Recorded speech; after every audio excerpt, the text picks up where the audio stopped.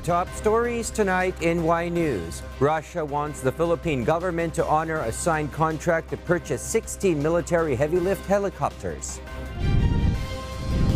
The Department of Justice confirms death of the alleged middleman in Percy Lapid slay. President Ferdinand Marcos Jr. explains why there are no secretaries yet who will lead the health and agriculture departments. And the United States of America's strategic oil reserve being pushed to its lowest level in almost 3 decades.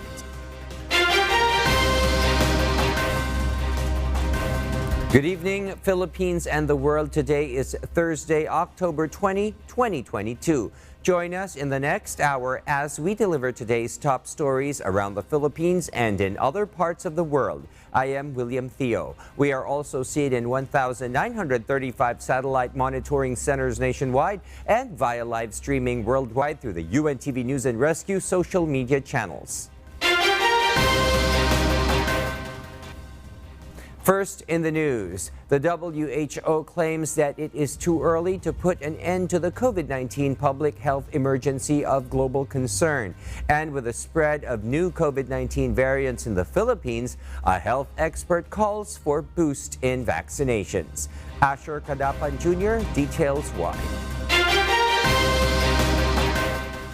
The number of COVID-19 cases, especially those who succumb to the disease, is still high. This is despite the comparatively low data on COVID-19 infections in the recent months than on the first 2 years of the pandemic. The World Health Organization explains this as it clarifies that COVID-19 remains to be a global threat. Last week, the Emergency Committee on COVID-19 met to discuss the global situation and the way forward. The committee's view is that COVID-19 remains a public health emergency of international concern, and I agree. The WHO further explains that the threat remains, especially with new COVID-19 variants emerging through mutation upon infection. The Emergency Committee instead emphasizes the need to strengthen the surveillance and expand access to testing, treatment, and vaccines, especially to those most at risk. The health experts say all the efforts against COVID-19 may be demobilized if it will lift the public health emergency of international concern for COVID-19. It is too early to terminate the public health emergency of international concern. There are still too many deaths. There are still too much uncertainty regarding the variant, their pathogenic effect, the immune escape effect. A local health expert, meanwhile, recommended that while such alert has yet to be lifted by the WHO, the infection should be controlled as the key against further generation of new variants. So pag nagka-symptoms ka, sa bahay ka na lang, mag-isolate ka. Yung mga nag-iisip dati na tsaka ako na magpapabakuna pag proven na yan or may CPR na yan, I think dapat magpabakuna na sila kasi after 2 years, alam na natin na effective itong mga bakuna. Asher Kadapan Jr., UNTV News and Rescue. We serve the people, we give glory to God.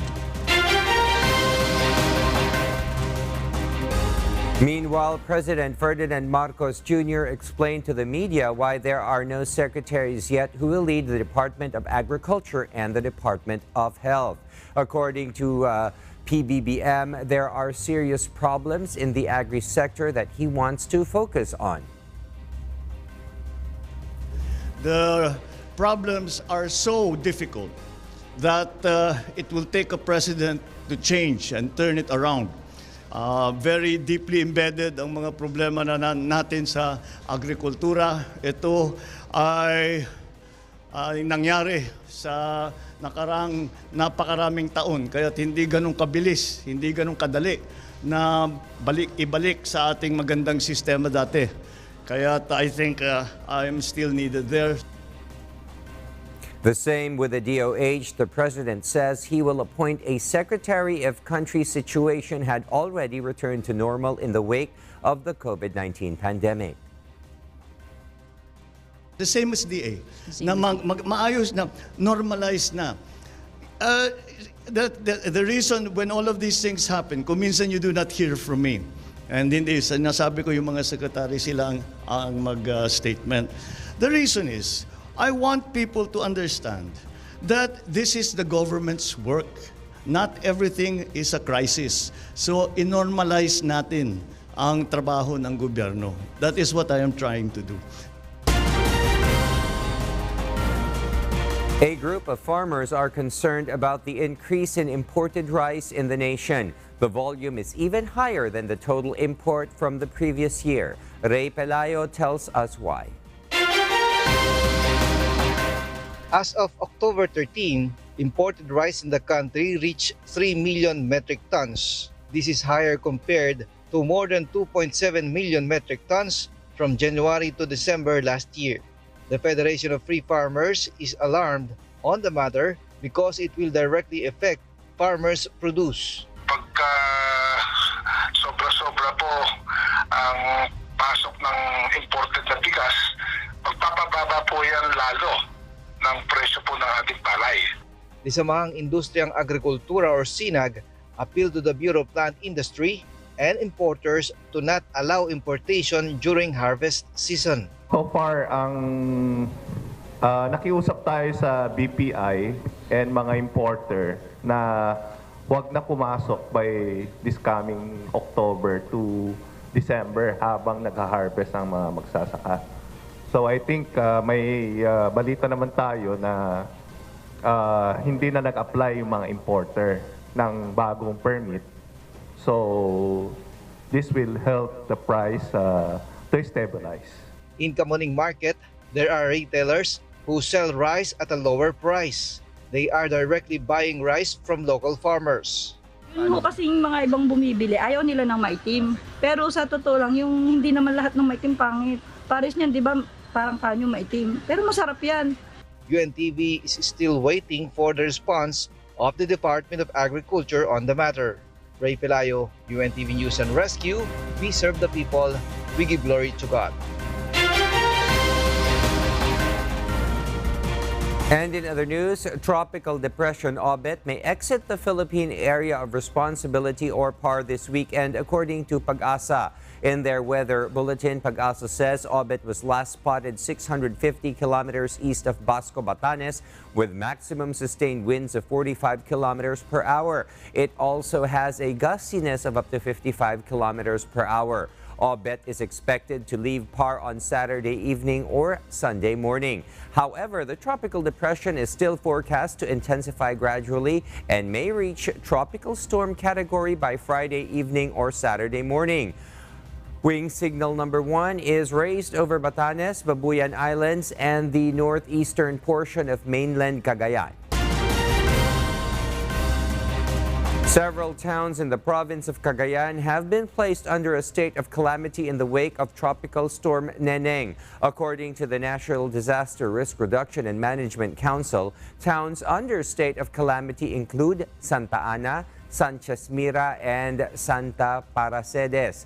Meanwhile, amid the onslaught of the tropical depression Obet in the province, Cagayan Provincial Disaster Risk Reduction and Management Council has deployed all of its assets and personnel. The Social Welfare and Development Office of the province of Cagayan has enough stockpiles in the warehouses to assist the possible affected residents. Although there are build-up ng mga tubig, but it's not that threatening pa naman. Somehow dito sa PIDRA, we will be discussing with the MDRIMOS and the local chief executives for them to decide on the preemptive evacuation. Hindi tayo basta-bastang nagpe-preemptive evac, sir. So it has to be a decision of the local chief executive. In Bayambang Town, Pangasinan Province, a portion of the Carlos P. Romulo Bridge collapsed this afternoon. In a statement on social media, Mayor Nia Jose Quiambao stated that the bridge fell at 3:37 p.m. in the Barangay Wawa. At least 2 trucks were involved in the incident, the mayor continued. The passengers have already been transported to a hospital by rescuers. The mayor recommended drivers going via Bayambang from Camiling, Tarlac to use other routes and stated that they are now working with the Department of Public Works and Highways or DPWH.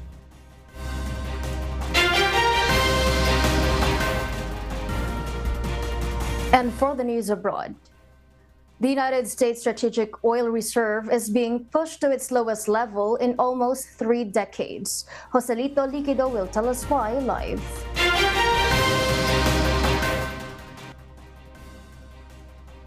Yes, Joselito, good evening. Good evening, Mariel. U.S. President Joe Biden announced the release of 15 million barrels of oil from the country's strategic reserve following deep production cuts by the Organization of the Petroleum Exporting Countries, or OPEC. The move will complete the promised 180 million barrels that was approved by the Biden administration in March amidst the worldwide energy crisis linked to the war in Ukraine. With my announcement today, we're going to continue to stabilize markets and decrease the prices at a time when the actions of other countries have caused such volatility. As of Wednesday, there are only about 400 million barrels of oil in the reserve, but the White House stated that they will immediately restock once oil prices are at or lower than $67 to $72. Mr. Biden once again criticized oil companies, accusing them of profiting from the worldwide energy crisis by keeping pump prices higher than they should be. My message to the American energy companies is this: you should not be using your profits to buy back stock or for dividends. Not now, not while a war is raging. You should be using these record-breaking profits to increase production and refining. In June, the American Automobile Association, or AAA, reported that the price of petrol averaged more than $5 a gallon for the first time ever. Currently, it is averaging only at $3.87 a gallon. The release of oil from the strategic reserve is considered a pivot for the U.S. president who, upon taking office, promised to reduce the country's reliance on fossil fuels and replace them with more renewable sources. Mariel? Thank you, Joselito Liquido, for that live report. Russian President Vladimir Putin has demanded an all-Russian military effort as Moscow struggles to defend itself from Ukrainian advances. Putin ordered the creation of a coordinating council in order to meet the needs arising for their special military operation under Prime Minister Mikhail Mishustin. The president also declared martial law in Ukraine's 4 regions, Donetsk, Luhansk, Kherson, and Zaporizhia, that they proclaimed as annexed. Yet the steps to be taken under this martial law and its impact are unclear, especially beyond the much tighter security measures that are in place in these regions. Meanwhile, Ukraine's presidential advisor Mikhailo Podolyak stated that Russia's move does not change anything for Ukraine and that they will continue to the liberation of their territories. We'll share more global stories with you later, but for now, back to you, William. Yes, thank you, Mariel. Russia has urged the Philippines to keep its commitment to the agreement to buy helicopters since the Philippines abandoned its agreement deal during the war between Russia and Ukraine. Given the roughly 2 billion peso down payment previously made by the Philippines, according to the Russian ambassador to the Philippines, Marat Pavlov, Russia is continuing to fulfill all the responsibilities to furnish the Philippines with military helicopters. Pavlov added that the contract for Russia is valid until now. In August, Philippine Ambassador to U.S. Jose Manuel Babes Romualdez confirmed that the country, under the leadership of former President Duterte, scrapped its chopper purchase deal with Russia. According to Romualdez, it was still a cheaper option for the country to just let go of its initial payment than suffering from the sanctions that could be imposed by the U.S. and its Western allies. Meanwhile, according to President Bongbong Marcos, he will no longer pursue the military chopper deal with Russia. Marcos said the government has already secured an alternative chopper supply deal with the United States. In any case, meron na tayong kapalit. So, unfortunately, we made a down payment that we are hoping to negotiate to get at least a percentage of that back. But the deal as it stood, maybe at the beginning or in the middle of last year, has already has already been canceled, and we have, as I said, secured another alternative supply for those helicopters that we need. And for those watching our live streaming on YouTube, please click the subscribe button you see on your screen and ring the bell for notification. You may also follow us on Facebook. More reasons behind the stories when Y News returns.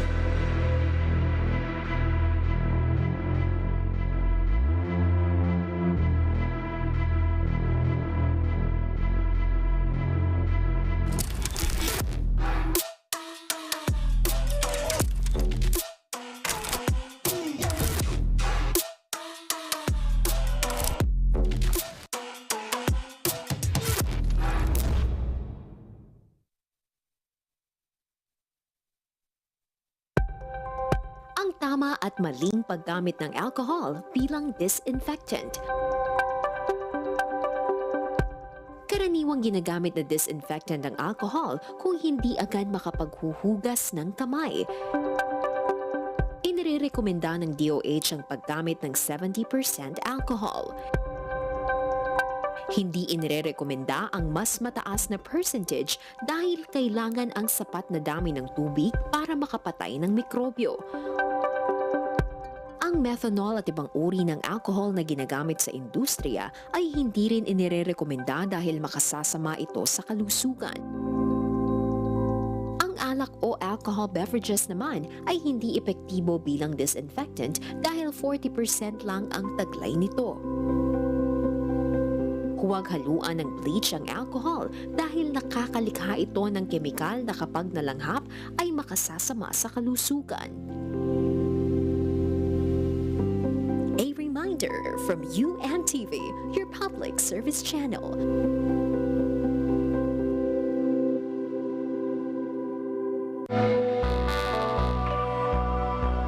Ang monkeypox ay ang sakit na dulot ng monkeypox virus. Hindi ito bagong sakit dahil natuklasan ito noon pang 1970.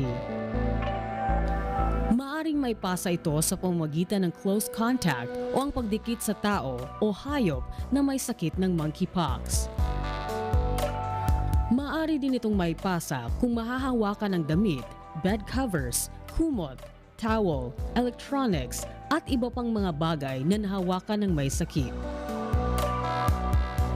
Bukod sa likido na mula sa mga sugat ng taong may monkeypox, maaari ding may pasa ang sakit kapag ang natuyong balat na mula sa sugat ay mahahawakan o madidikit sa balat ng ibang tao. Maaari ding may pasa ito kapag nahawakan o nadikitan ng body fluids tulad ng pawis at ihi, gayon din kung makalanghap ng respiratory droplets mula sa pag-ubo at pagbahing ng taong may sakit. Makatutulong maiwasan ang sakit na ito kung magsusuot ng face mask, pananatilihin ng social distancing, mapapanatiling malinis ang kamay, at masisiguradong maayos na daloy ng hangin sa mataong lugar. Para sa iba pang impormasyon, manatiling nakatutok sa UNTV, your public service channel. When we take off, you get a fresh overview of the news.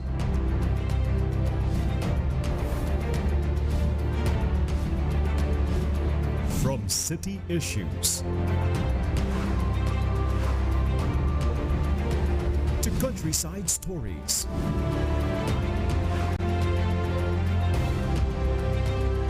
we tell you about celebrations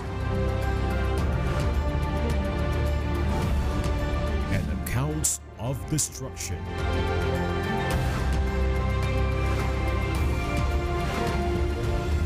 Drones, we give you not just visual narratives from a whole new perspective, but service on a higher altitude. This is our advocacy at UNTV Drone Journalism. Kasama ba ang inyong lugar sa dadaanan ng West Valley Fault sa mga nakatira sa Bulacan at Cavite? Ito ang mga barangay na madadaanan o malapit sa West Valley Fault.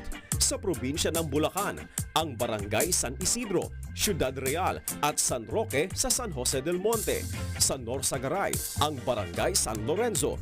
Sa Doña Remedios Trinidad, ang Kamatsin, Kabayunan, Sapang Bulak, Bayabas, Kamatsile at Pulong Sampaloc.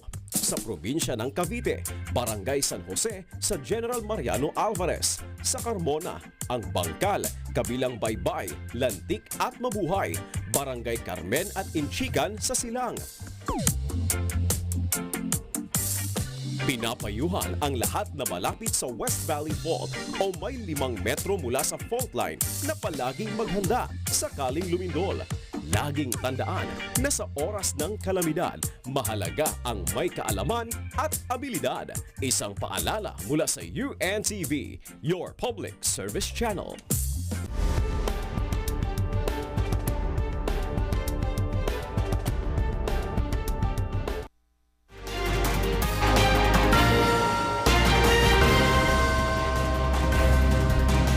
Welcome back to Y News. A group of motorcycle riders recommend implementing a speed limit on exclusive motorcycle lanes along Commonwealth Avenue by November. JP Nunez will tell us why. An exclusive motorcycle lane in Commonwealth Avenue is a welcome development to the riding community. Atoy Santa Cruz, the director of the Motorcycle Philippines Federation, said exclusive motorcycle lanes would result to a more disciplined traffic where motorcycles will not swerve in the highway as they want. The motorcycle group believes this could lead to a safer road not only for motorcycle riders but also with other motorists. However, the group suggests that authorities should consider imposing a speed limit on exclusive motorcycle lanes to avoid road accident. Dapat naman dyan, lagyan natin ng speed limit. Kasi baka mamaya mayroong isang pasaway dyan, tumatakbo ng 40 sa loob ng motorcycle lane, may tumakbo ng 80. Sagit lahat yung mga mababagal dyan.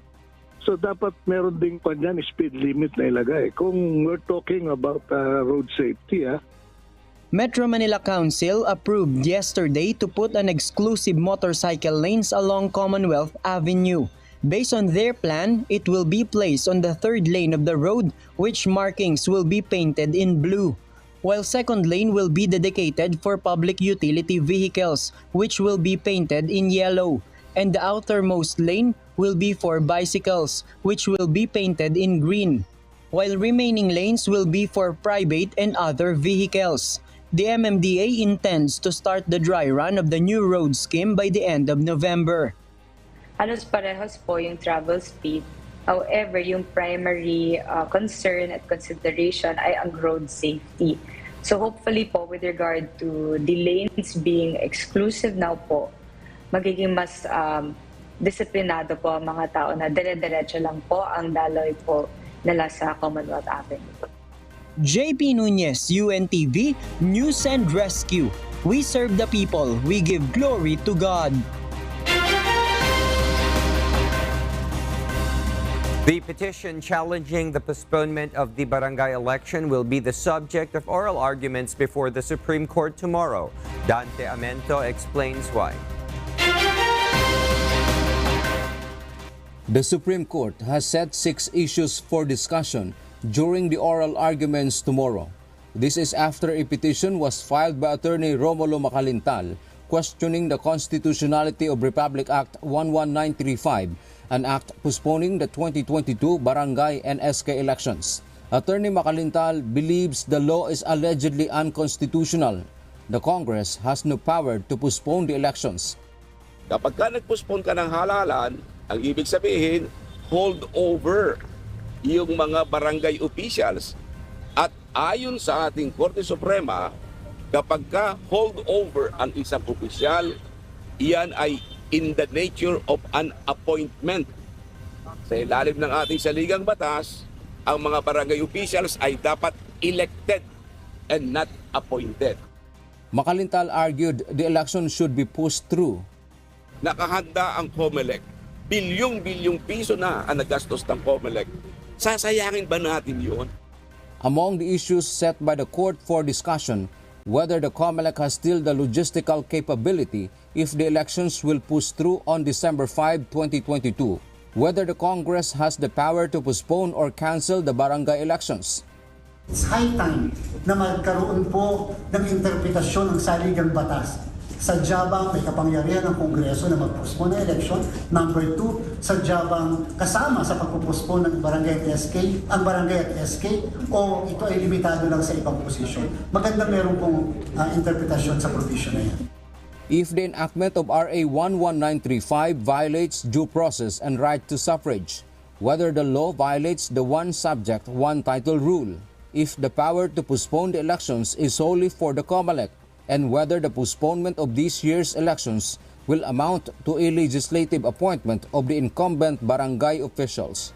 Dante Amento, UNTV, News and Rescue. We serve the people. We give glory to God. President Bongbong Marcos stressed that his administration is dedicated to promoting the welfare of the nation's veterans of war. Additionally, the president vowed to intensify peace-building initiatives around the nation, particularly in conflict-affected regions. Nel Maribohok will tell us why. President Ferdinand Marcos Jr. honored the courage and heroism demonstrated by the Filipino war veterans during the World War II, which he said were instrumental in the peace and freedom that the nation enjoys today. Gracing the 78th Leyte Gulf Landings anniversary at the MacArthur Landing Memorial National Park in Palo Leyte, the president said his administration would always look after the welfare of war veterans. This government will always continue to look after the welfare of our war veterans. We cannot allow our memories to lapse. We must always remember that this was the best of Filipinos. President Marcos Jr. urged Filipinos to remember and honor the bravery and sacrifices of war veterans. The president further vowed that the government would always advocate for peace and unity by strengthening domestic peace, building efforts especially in conflict-affected areas. Externally, we will continue to pursue the enhancement of our relation with all our neighbors towards ensuring security, addressing global issues, and facilitating now the post-pandemic growth, addressing climate change, and all the existential challenges that our country faces. The Marcos administration will also continue to support initiatives that will not only preserve the country's historical and cultural sites, but will also deepen the Filipino people's sense of national identity. Nel Maribohok, UNTV News and Rescue, we serve the people, we give glory to God.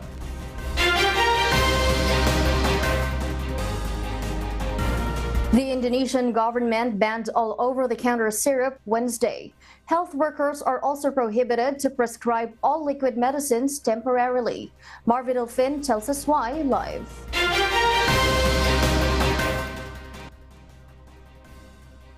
Yes, Marvin, good evening. Good evening, Marielle. Nearly 100 children in Indonesia died from acute kidney injury, prompting the Indonesian individuals to ban all syrup and liquid medicine prescriptions that could be linked to the rise of acute kidney injury deaths. Indonesian health officials are still investigating whether the liquid medicines have anything to do with the case, as the Gambia government reported a similar increase in acute kidney injury death among children that was linked to paracetamol syrups. The Gambia government said these paracetamol syrups contain excessive levels of diethylene glycol and ethylene glycol. Cases of AKI in Indonesia were reported from 20 provinces with a total of 206 patients as of today, most of them children under 18 and toddlers of under 5 years of age. Meanwhile, the Health Ministry of Indonesia has purchased specialist medicines for addressing AKI spike in the country as the investigation continues. Marielle? Thank you, Marvidal Finn, for that live report. The UK's Home Secretary Suella Braverman has handed in her resignation letter after breaching government rules this Wednesday. Braverman is one of the 2 high-ranking ministers who were removed from their posts in less than a week under British Prime Minister Liz Truss's leadership. From London, United Kingdom, here's Giona Privado to tell us the details live.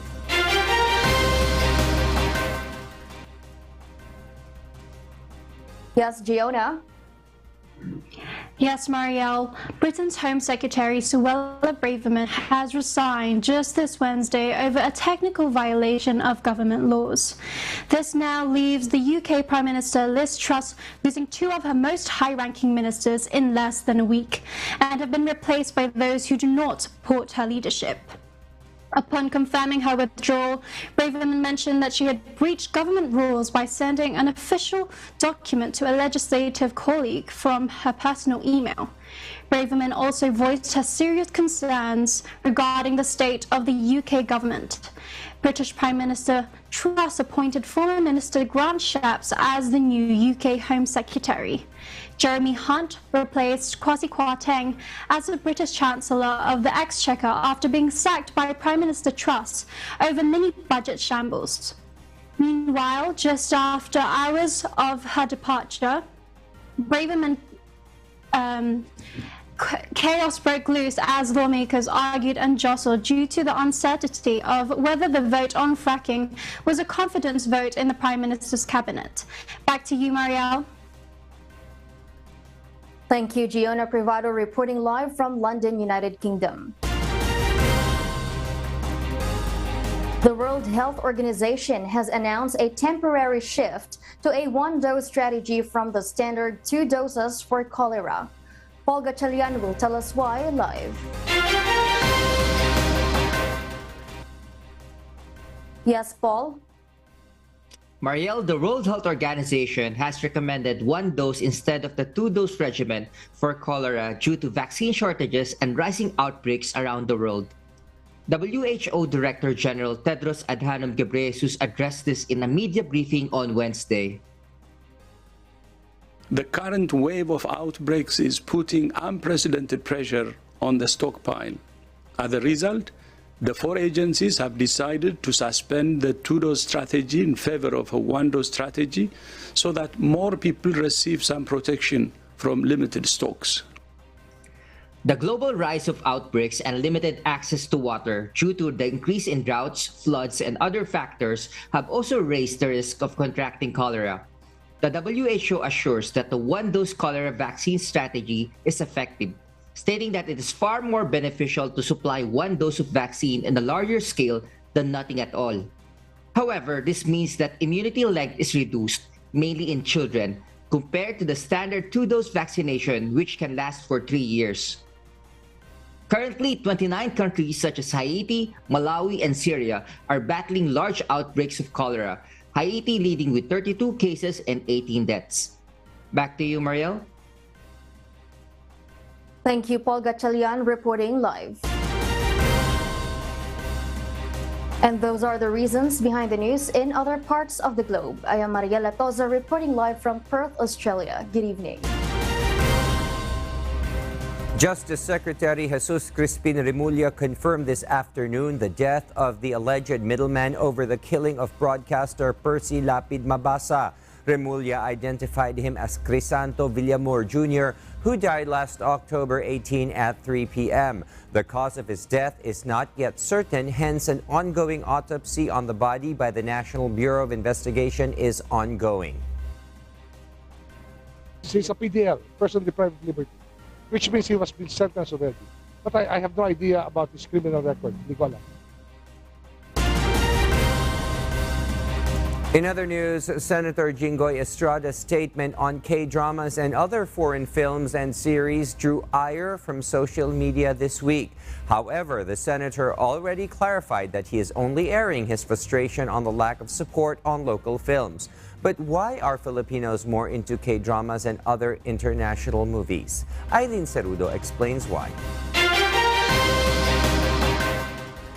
Filipinos have been first introduced to foreign entertainment due to the influence of the countries that colonized the Philippines. Professor Crisanto Regaldo Jr., Vice Chairman of Department of Sociology and Behavioral Sciences of De La Salle University, said most of the concept introduced to the Philippines, such as the damsel in distress and action movies, came from Hollywood films. This helped in shaping the Filipinos' taste for entertainment content.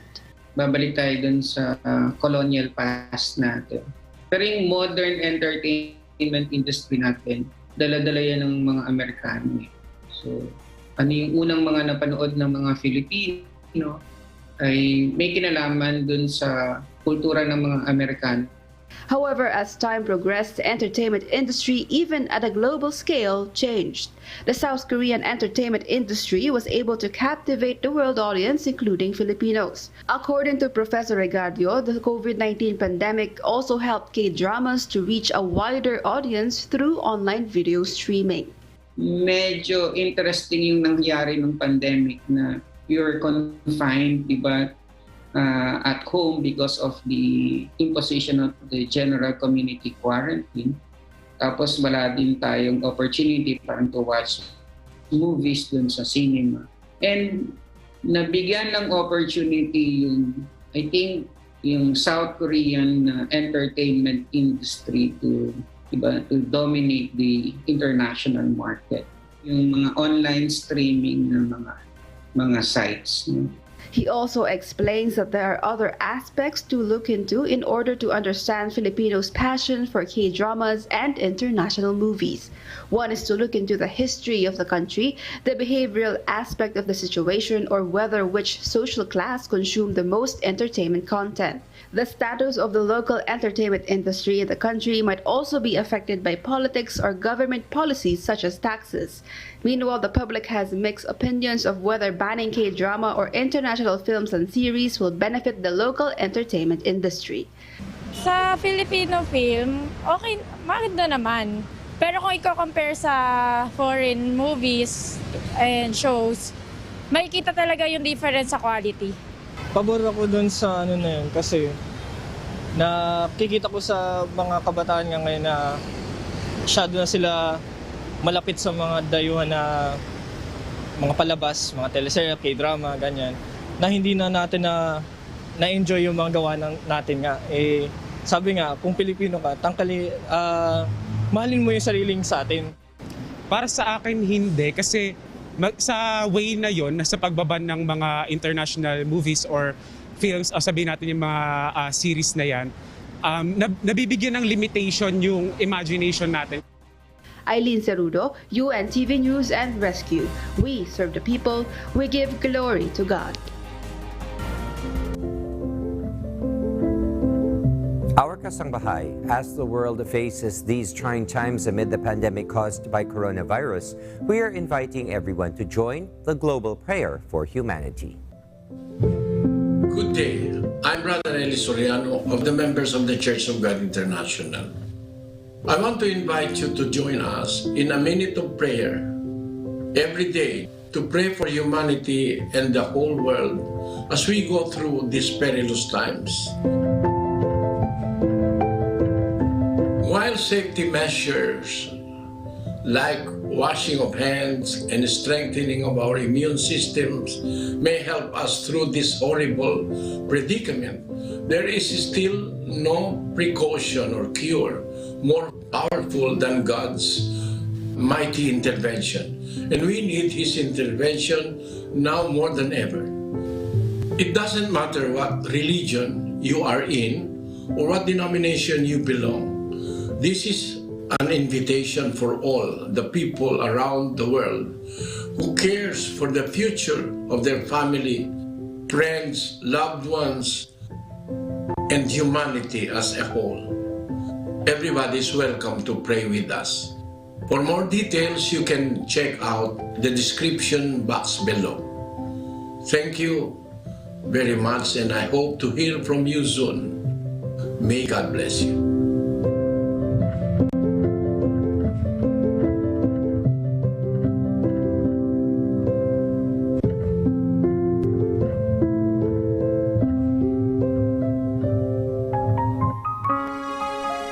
And before we close, we will leave you with a word, giving glory to God from the book of Psalms, chapter 40, verse 4. It says, "Blessed is that man that maketh the Lord his trust, and respecteth not the proud, nor such as turn aside to lies."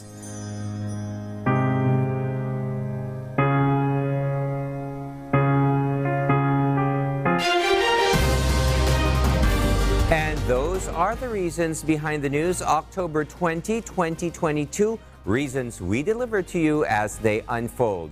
I am William Theo. Because we need to know, we will always ask why. We serve the people, we give glory to God.